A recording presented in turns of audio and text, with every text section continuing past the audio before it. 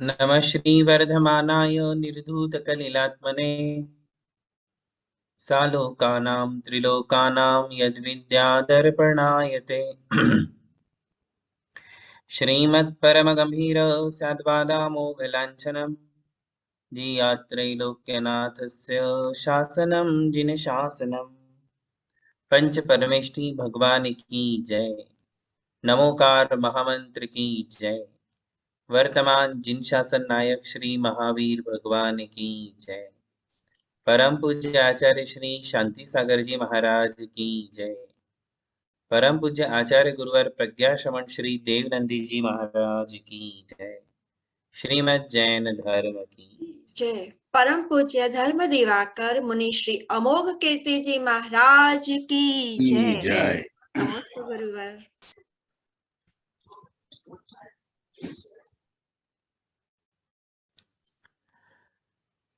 धर्म स्नेही बंधुओं,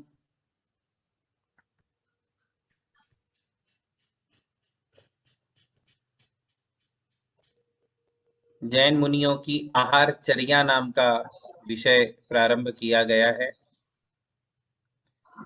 आहार दान विधि ये अलग लेसन है, आहारचर्या ये अलग लेसन है। आहारचर्या ये मुनियों के एंगल से आपको सिखाया जा रहा है और आहार दान विधि तो श्रावकों के एंगल से होती है। तो श्रावक गृहस्थ मुनियों को कैसे आहार दे, ये तो हम आहार दान विधि में सीखेंगे। मुनि महाराज कैसे आहार ले, इसे यहाँ समझाया जा रहा है, क्योंकि मुनियों की चर्या का विषय अपना चल रहा था। तो पिछली क्लास में आपके लिए जो बातें समझाई थी वो शायद आपको याद होगी कि मुनियों के आहारचर्या से संबंधित 28 मूल गुणों में 4 मूल गुण आपके लिए बताए थे। याद है किसी को? बोलिए प्रद्युम्न जी, अनम्यूट करना होगा आपको। स्थिति भोजन, ऐषणा समिति, रसनेन्द्रिय विजय और एक भुक्ति। बहुत बढ़िया बहुत बढ़िया। तो 5 समितियों में ऐषणा समिति, 5 इंद्रिय विजय में रसनेन्द्रिय विजय और 7 शेष गुणों में स्थिति भोजन और एक भुक्ति, ऐसे 4 मूल गुण हैं जिनका संबंध आहारचर्या से है। तो ऐषणा समिति में आपके लिए बताया था कि देख शोध करके आहार करते हैं, अंतराय का पालन करते हैं, दोषों को टालते हैं, निर्दोष भोजन करना। ऐषणा समिति यानी क्या? प्रासुक भोजन करना, निर्दोष है, प्रासुक है, भक्ष्य है, उसका विचार जिसमें किया जाता है कि यह भोजन निर्दोष है या नहीं, यह भोजन प्रासुक है या नहीं, यह भोजन भक्ष्य है या नहीं, इस प्रकार जिसमें विचार किया जाता है उसे ऐषणा समिति कहते हैं। फिर अगला था रसनेन्द्रिय विजय, है ना? रसनेन्द्रिय विजय, रसनेन्द्रिय विजय का मतलब बताया था आपको कि जिसमें मुनि महाराज जो हाथ में आया, यथालब्ध, जो भोजन हाथ में दिया गया है उसमें राग द्वेष का परिहार करते हुए भोजन करते हैं। स्वादिष्ट है या नहीं, ऐषणा समिति में ये विचार नहीं। ऐषणा समिति में क्या कहा? निर्दोष है या नहीं, भक्ष्य है या नहीं, ऐसा विचार ऐषणा समिति में करते हैं। किंतु रसनेन्द्रिय विजय में क्या विचार नहीं करते कि ये स्वादिष्ट है या नहीं, बहुत खारा है, बहुत मीठा है, बहुत तीखा है, इत्यादि का जिसमें परिहार किया जाता है। ऐसे नहीं कि इसका मतलब कुछ भी खा लेंगे। जो वस्तु शरीर के लिए अनिष्ट है उसको वो छोड़ देंगे, जो शरीर के लिए इष्ट है उसी को लेंगे। स्वास्थ्य के विरुद्ध भोजन मुनि महाराज नहीं करेंगे। देखिए, आहार के संबंध में भी उन दोनों मुनियों को याद करना, एक तो शुद्धोपयोगी मुनि, एक तो शुभोपयोगी मुनि, एक तो उपेक्षा संयमी मुनि, एक तो अपरहत संयमी मुनि। ये दो भेद आपको पहले भी समझाए थे। जो उत्कृष्ट संहनन वाले हैं, उत्कृष्ट शक्ति वाले हैं, वे शुद्धोपयोगी मुनि हैं, वे भी आहार को निकलते हैं। और जो हीन संहनन वाले हैं, जिनकी शरीर की शक्ति कमजोर है, ऐसे हीन संहनन वाले मुनि भी आहार करते हैं। किंतु आपने देखा कि तीर्थंकर भगवान जब आहार को निकलते हैं तो एक ही चीज आहार में लेते हैं, पूरे आहार में एक ही वस्तु ले लेते हैं। आज के मुनि को यदि आप ऐसा बोलोगे कि महाराज आप भी सिर्फ गन्ने का रस ही ले लो, आप केवल अनार का जूस ही ले लो, आप केवल दूध ही पी लो, तो वो स्वास्थ्य के लिए हानिकारक हो जाएगा। तो यहाँ भी हमारे लिए ये ध्यान रखना है कि मुनियों के दो भेद है। उसमें से उत्कृष्ट संहनन वाले जो मुनि होते हैं उनकी बात अलग है, वर्तमान के मुनियों की बात अलग है। वर्तमान के जितने भी मुनि हैं वो अपना स्वास्थ्य का पूरा ध्यान रखते हैं। क्यों? और श्रावकों ने भी उनके स्वास्थ्य का ध्यान रखना होता है। स्वास्थ्य के विरुद्ध यदि भोजन कर लेते हैं तो पूरे दिन की चर्या गड़बड़ा जाएगी। स्वाध्याय, प्रतिक्रमण, सामायिक, देव वंदना, स्तुति इत्यादि जो भी क्रियाएं हैं उन क्रियाओं में मन नहीं लगेगा। स्वास्थ्य यदि खराब हो गया तो वो क्रियाएं उनसे हो नहीं पाएगी। इसलिए वर्तमान के मुनि आहार में इस बात का पूरा ध्यान रखेंगे कि मेरा आहार ठीक से हो, शरीर के अनुकूल हो, स्वास्थ्य के विरुद्ध मैं आहार ना करूं।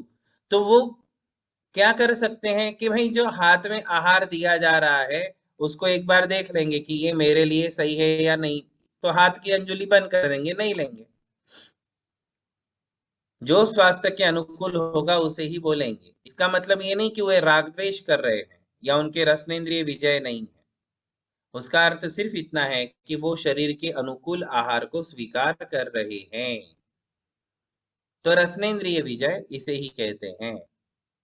ठंडा दिया तो ठंडा, गरम दिया तो गरम, बाकी सब विकल्पों का परिहार कर देंगे, किंतु स्वास्थ्य वाली बात को वो अवॉइड नहीं करेंगे।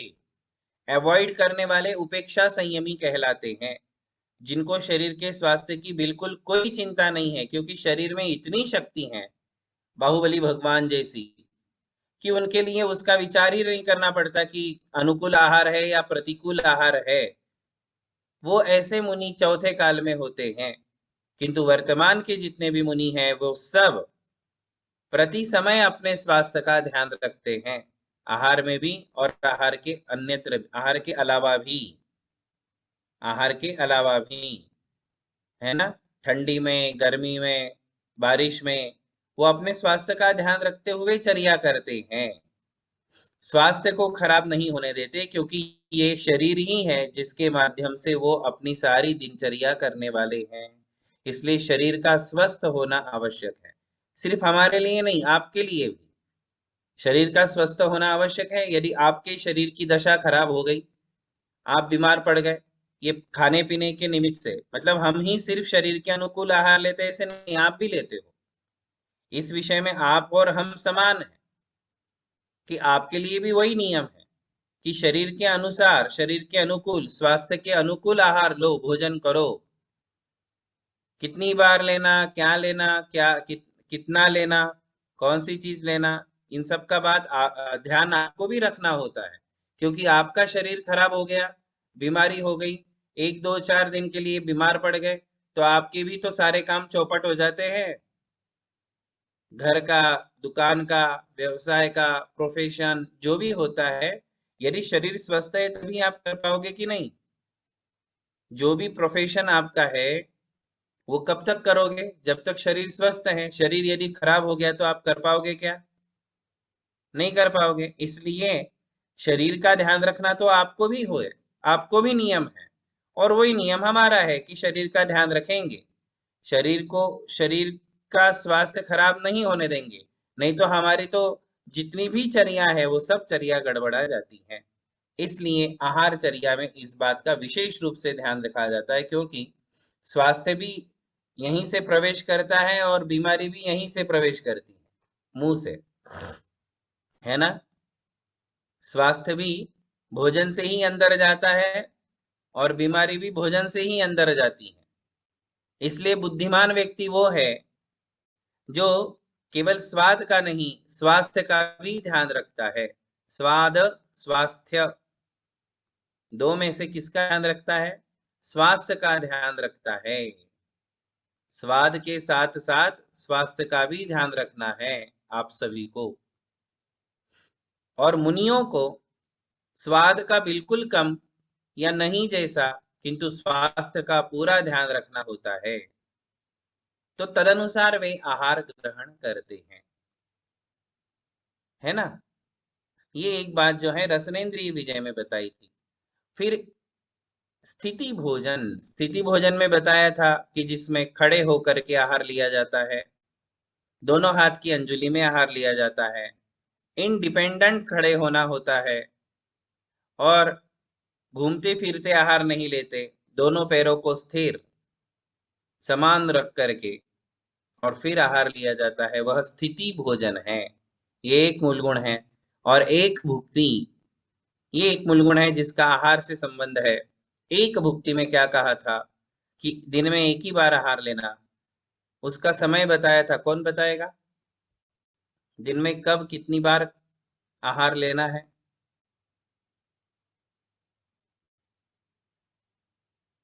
हाँ, हमारे कार्तिक भाई बताएंगे,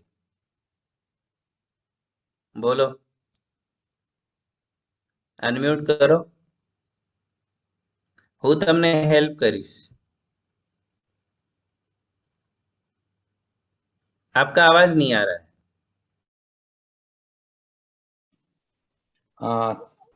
सूर्योदय होने से 48 मिनट के बाद और सूर्यास्त के सनसेट से पहले कितने, एक सेकंड, कितने?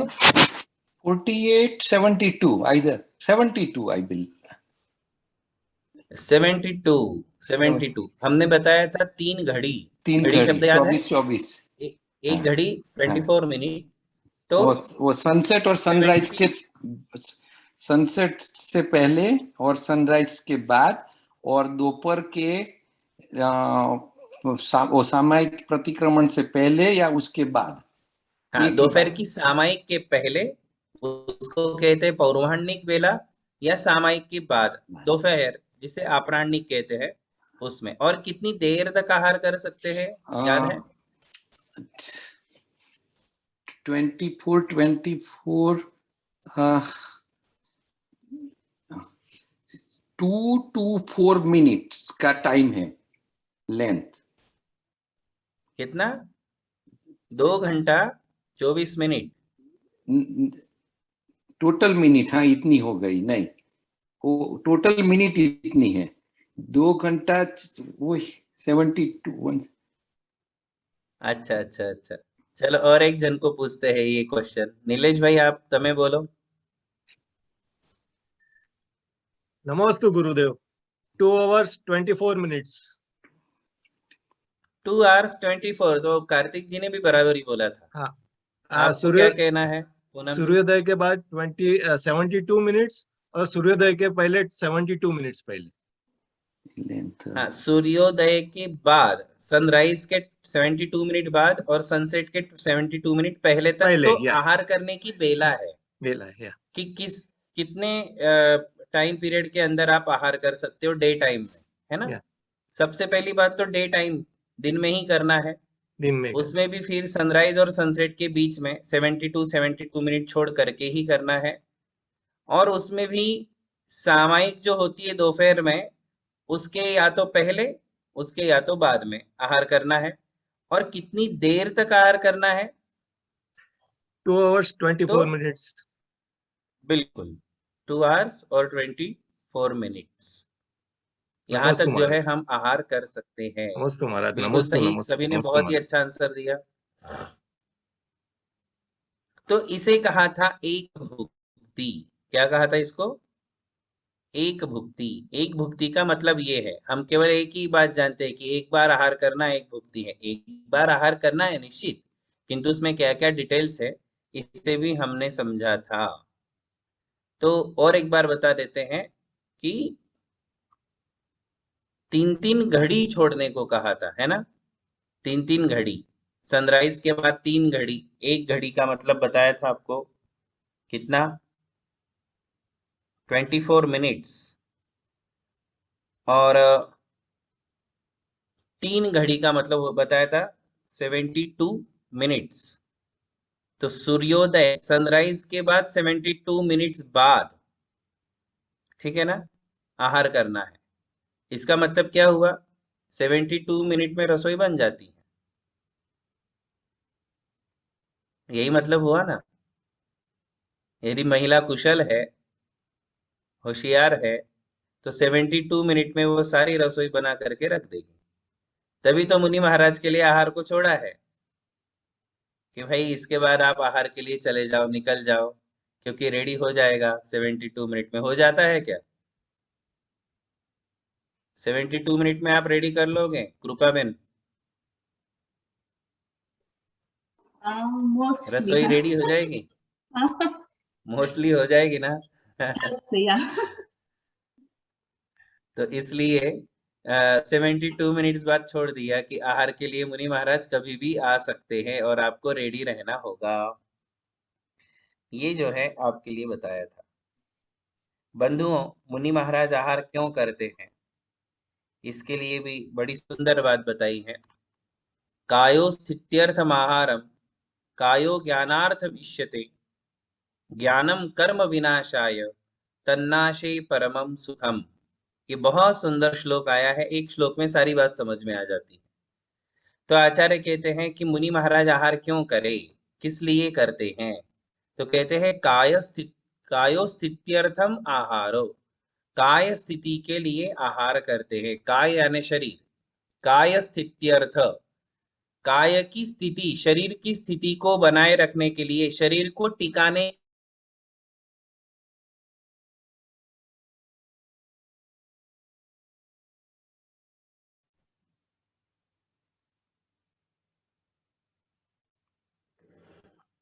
आवाज आ रही है? जी गुरुवर। हाँ, तो मुनि महाराज आहार क्यों करते? तो कह रहे काय स्थित्यर्थम, शरीर को टिका के रखने के लिए, शरीर को बनाए रखने के लिए, है ना? क्योंकि भोजन है तो शरीर टिकेगा, भोजन नहीं तो शरीर नहीं टिकेगा। शरीर धीरे धीरे खत्म हो जाएगा यदि हम भोजन देना बंद कर देंगे तो शरीर को इसलिए भोजन देना है क्योंकि शरीर को टिका के रखना है। यहाँ तक तो आप और हम दोनों सेम है। आप भी भोजन क्यों करते हो? सिर्फ इसीलिए करते हो कि शरीर हमारा बना रहे, शरीर टिका रहे। हमें मरना नहीं है, हमें हमें जीना है। तो हम जीने के लिए, शरीर को टिकाने के लिए हम भोजन करते हैं। काय स्थित्यर्थम आहारो, कायो ज्ञानार्थम इष्यते। अब यहाँ आप में और हमारे में बहुत बड़ा डिफरेंस है। अब शरीर को क्यों टिकाना है, अगली बात बताते हैं। शरीर को आपको क्यों टिका के रखना है, क्यों जीना है आपको? तो आचार्य कहते हैं ज्ञानार्थम, मुनियों के लिए कह रहे, ज्ञान के लिए। कायो सिद्ध्यर्थम आहारम, कायो ज्ञानार्थम इष्यते, शरीर को ज्ञान के लिए। यह ज्ञान शब्द का अर्थ रत्नत्रय ले लेना, सम्यक दर्शन, सम्यक ज्ञान, सम्यक चारित्र। रत्नत्रय का पालन करने के लिए, ज्ञान के लिए का मतलब क्या ले लेना? रत्नत्रय के लिए। केवल ज्ञान ज्ञान ही नहीं है, सम्यक दर्शन भी है, तीनों रत्न है। तो वो उपलक्षण न्याय याद है ना, उपलक्षण। तो यह ज्ञान शब्द को उपलक्षण न्याय से लेना और उसमें दर्शन को भी ले लेना, चारित्र को भी ले लेना, तो तीनों रत्न आ जाएंगे। तो रत्नत्रय का पालन करने के लिए, साधना करने के लिए, है ना, मुनि महाराज जो आहार कर रहे हैं वो क्यों कर रहे हैं? आहार क्यों कर रहे हैं? तो पहली बात तो समझ में आई, शरीर को टिकाने के लिए। वहां तक आप और हम दोनों समान हैं, है या नहीं बताओ? आप भी शरीर को टिकाने के लिए खाना खा रहे हो और हम भी उसी के लिए खाना खा रहे हैं। किंतु हम शरीर को क्यों टिकाना चाहते हैं? तो हम रत्नत्रय का पालन करना चाहते हैं। हम रत्नत्रय के लिए शरीर को धारण करते हैं मुनि महाराज। क्यों क्यों धारण कर रहे हैं शरीर को? शरीर का ध्यान क्यों रख रहे हैं? सिर्फ रत्नत्रय का ही ध्यान रखते हैं कि भाई रत्नत्रय कहाँ होता है? तो किसी ने कहा कि द्रव्य संग्रह जी में बताया है, द्रव्य संग्रह ग्रंथ में, कि रणतयम नवट्टई अपाणम मुयत्तु अन्नदवियम, कि ये तीनों रत्न तो आत्मा में पाए जाते हैं, आत्मा को छोड़कर तीनों रत्न नहीं है ना?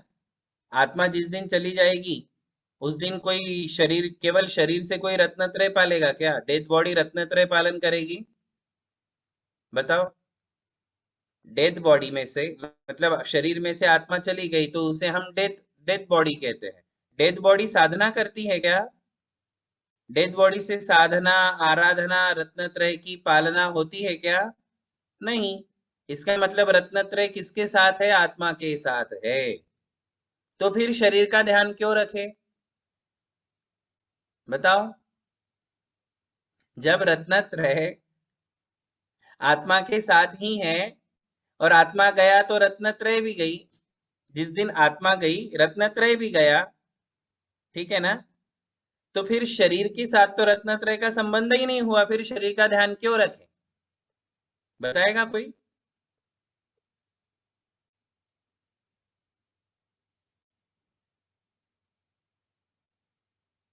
देखिए क्या आंसर मिलता है, बताइए नेहा जी। आत्मा शरीर में ही है। यदि शरीर नहीं है तो आत्मा रत्नत्रय का पालन कैसे करेगी? जब तक मुक्त अवस्था नहीं हुई तब तक। हाँ हाँ हाँ हाँ हाँ, बिल्कुल। तो संसारी जीव जो है, संसारी जीव की पहचान ही शरीर सहित जीव है ना? और शरीर और आत्मा का कौन सा संबंध है? तदात्म्य संबंध। अभी के लिए तदात्म्य। तादात्म्य नहीं है, संयोग संबंध है। संयोग संबंध है, किंतु उसी के साथ है आधार आधेय संबंध। कौन सा संबंध है शरीर और आत्मा का? सभी लोग ध्यान दो। शरीर और आत्मा का कौन सा संबंध है? आधार आधेय संबंध। आधार आधेय, आधार आधेय संबंध। इसका मतलब ये है कि शरीर आधार है और आत्मा शरीर के आधार से रहने वाली आधेय है, आधेय। शरीर और आत्मा का आधार आधेय संबंध है। जब तक हम संसार में हैं, शरीर के आधार से ही है। हमारी हर चर्या, हमारी हर क्रिया शरीर के आधार से ही संपन्न होती है, बिना शरीर के आधार के नहीं। समझ रहे हो? आत्मा की कोई भी क्रिया, आत्मा की कोई भी व्यवस्था बिना शरीर के, बिना इंद्रियों के नहीं बन सकती, जब तक हम संसार में हैं। सिद्ध भगवान को छोड़ दो, सिद्ध भगवान को छोड़ दो, तीर्थंकर भगवान, अरिहंत भगवान को भी उपदेश देने के लिए शरीर चाहिए। सिद्ध भगवान उपदेश क्यों नहीं देते बताओ? क्या उनको ज्ञान नहीं है? सिद्ध भगवान को ज्ञान है या नहीं?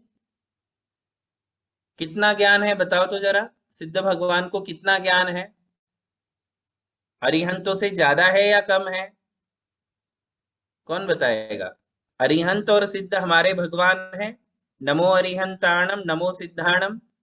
तो सिद्ध भगवान को कितना ज्ञान है? अरिहंतों से ज्यादा है या अरिहंतों से कम है?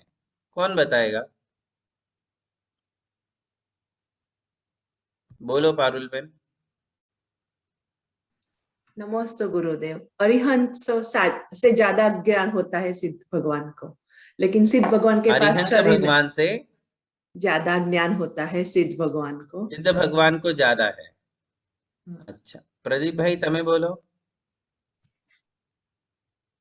इतना ही हाँ, वो इतना ही ज्ञान रहता है जितना अरिहंत भगवान को, सिद्ध भगवान हाँ, सेम, जितना अरिहंतों को ज्ञान है केवल उतना ज्ञान, ही सिद्ध होगा, केवल ज्ञान, न कम न केवल ज्यादा, ज्ञान। केवल ज्ञान है ना।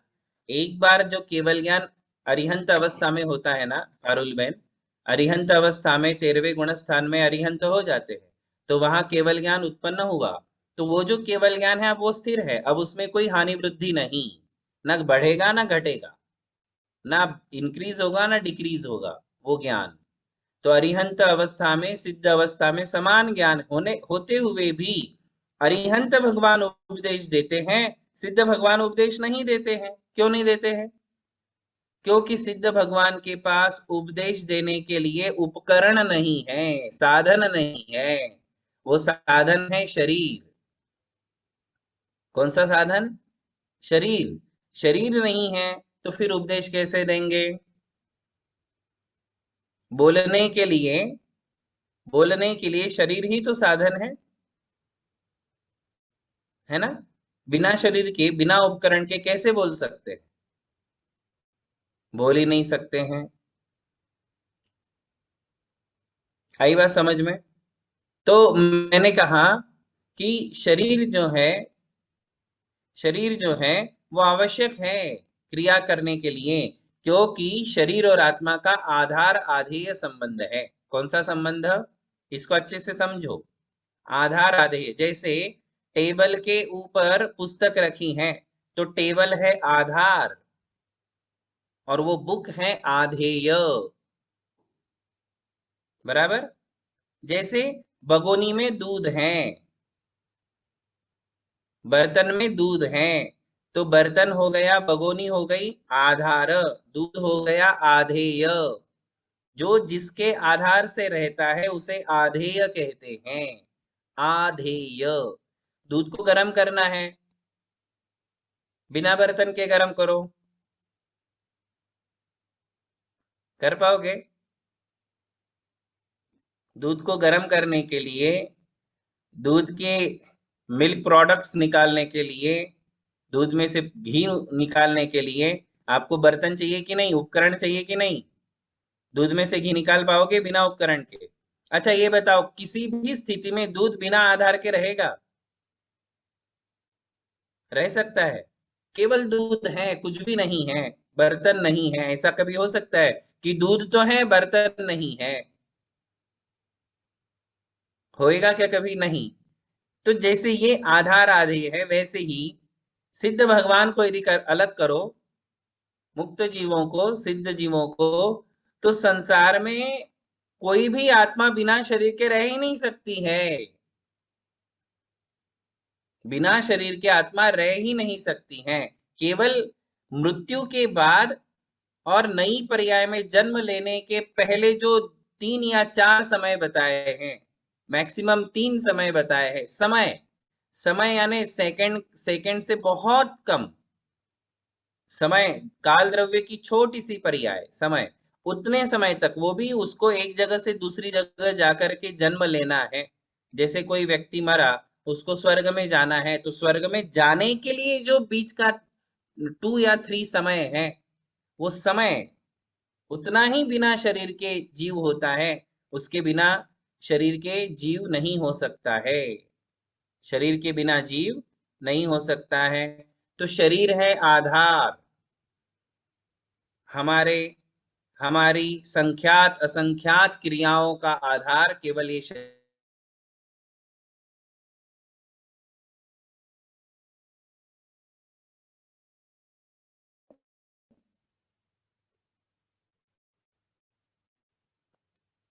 आवाज आ रही ना? हाँ। तो शरीर के आधार से ही ये जीव हैं। तो शरीर यदि स्वस्थ है तो आत्मा स्वस्थ है। शरीर का स्वास्थ्य खराब होना यानी आत्मा का स्वास्थ्य खराब होना। समझ रहे हो? शरीर का स्वास्थ्य खराब यानी हम अलग नहीं करेंगे, शरीर और आत्मा को अलग करके कभी बात ही नहीं करेंगे। यदि किसी ने पूछा आपकी तबीयत कैसी है, मेरे शरीर की तबीयत तो खराब है, मेरी आत्मा की तबीयत बहुत अच्छी है, ऐसा बोल सकते हो? अरे नहीं, बोलने वाले बहुत उटपटांग बातें करते हैं। ऐसा अध्यात्म दिखाते हैं। शरीर का स्वास्थ्य खराब है, मैं तो स्वस्थ हूं। Is that possible? हो सकता है ऐसा? कभी हो ही नहीं सकता है। तो ऐसी जो है मूर्खतापूर्ण बातें कई बार हमारे लिए सुनने को मिलती हैं। ऐसा नहीं है। नहीं तो फिर आचार्य क्यों कहते हैं कि मुनियों को भोजन आवश्यक है? आपके लिए भी बताया है कि मुनियों को आहार दान दो, औषधि दान दो। कौन सा दान दो? 4 प्रकार के दान में आहार दान और औषधि दान अलग कर दिया कि दवाई भी दो, औषधि भी दो। क्यों दो? क्यों दो? क्यों दो? इसलिए दो क्योंकि शरीर, मुनियों के शरीर का स्वास्थ्य अच्छा होना चाहिए, शरीर निरोगी होना चाहिए, मुनियों का स्वास्थ्य अच्छा होना चाहिए। ठीक है ना? तो इसलिए शरीर को टिकाना जरूरी है। किंतु शरीर को मुनि महाराज क्यों टिका रहे हैं? तो रत्नत्रय के लिए। बस एक ही कंडीशन, एक ही ध्यान, एक ही लक्ष्य। कौन सा लक्ष्य है? रत्नत्रय। मुझे रत्नत्रय का पालन करना है, मुझे जीवन भर साधना करनी है। इसलिए मुनि महाराज आहार भी लेते हैं, औषधि भी लेते हैं। ऐसा नहीं समझना कि मुनि महाराज ट्रीटमेंट नहीं कर सकते, ये भी एक मिथ्या धारणा है। मुनियों में अंतर कर लो। जो शुद्धोपयोगी उत्कृष्ट संयमी है, उपेक्षा संयमी है, वे कभी इलाज नहीं करवाते।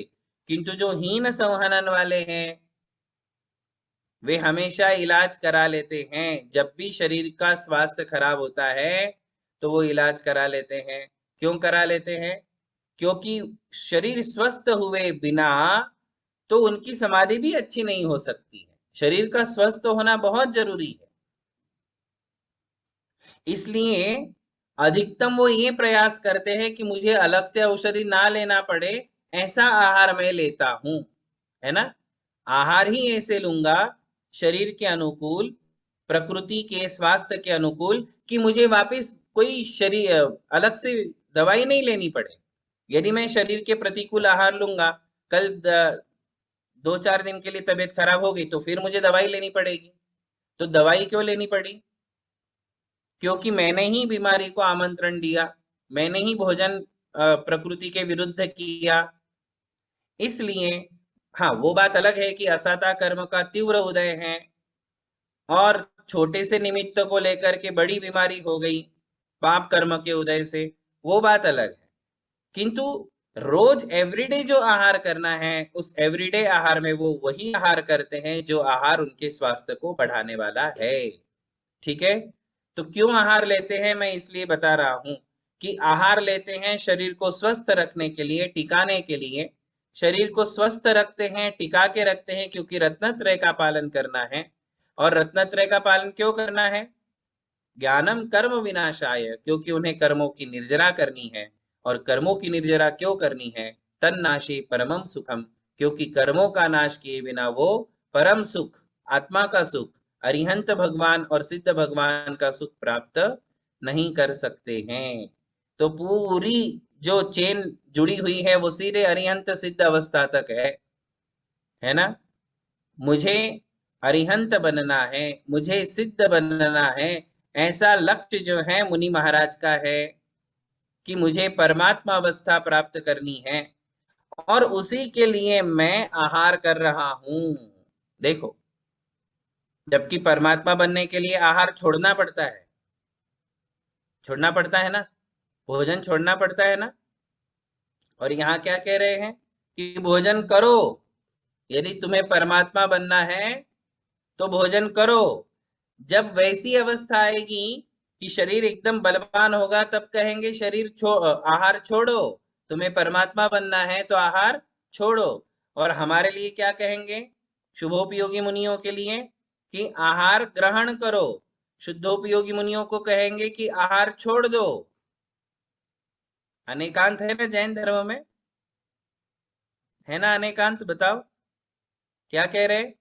कि आहार ग्रहण करो, यदि तुम्हें नेक्स्ट स्टेज में जाना है, आगे की स्टेज में आगे बढ़ना है, तो तुम भोजन करो।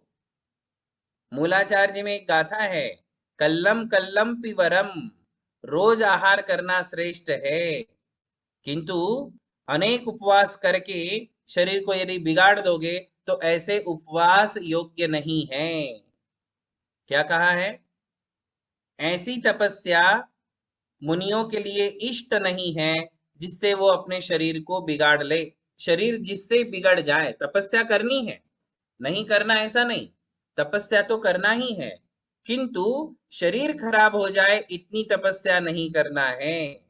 शरीर के, अपने स्वयं के स्वास्थ्य का ध्यान रखते हुए ही हमारे लिए तपस्या भी करना है और आहार भी करना है। तो आहार क्यों लेते हैं आप सब समझ गए होंगे। आहार लेने का एक ही कारण है। आप लोग क्यों भोजन करते हो ये भी आप अच्छे से समझते हो, है ना? आप क्यों करते हो बताओ, समझ रहे हो?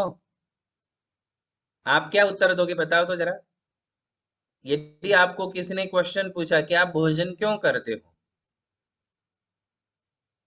उद्देश्य क्या है, आपका लक्ष्य क्या है, शरीर को बचाए रखने के पीछे उद्देश्य क्या है, आपने शरीर को क्यों टिका के रखा है? यदि आपको क्वेश्चन पूछे तो आप क्या बताओगे? तो आपका आंसर क्या होगा? आपका आंसर ये होगा कि भाई मुझे, मेरे साथ साथ मेरे फैमिली को, मुझे जीना है। पहले तो क्यों जीना है? शरीर को, शरीर को स्वस्थ रखना यानी जीना, तो क्यों जीना है? तो आपके पास कोई एक ऐसा आंसर है जो किसी को प्रभावित कर सके, किसी को अट्रैक्ट कर सके, किसी को इम्प्रेस कर सके? जैसे मुनि महाराज का स्पष्ट है, एकदम एकदम क्लियर है, माइंड एकदम क्लियर है कि मुझे भोजन इसलिए करना है कि मुझे साधना करनी है, मुझे रत्नत्रय की आराधना करनी है।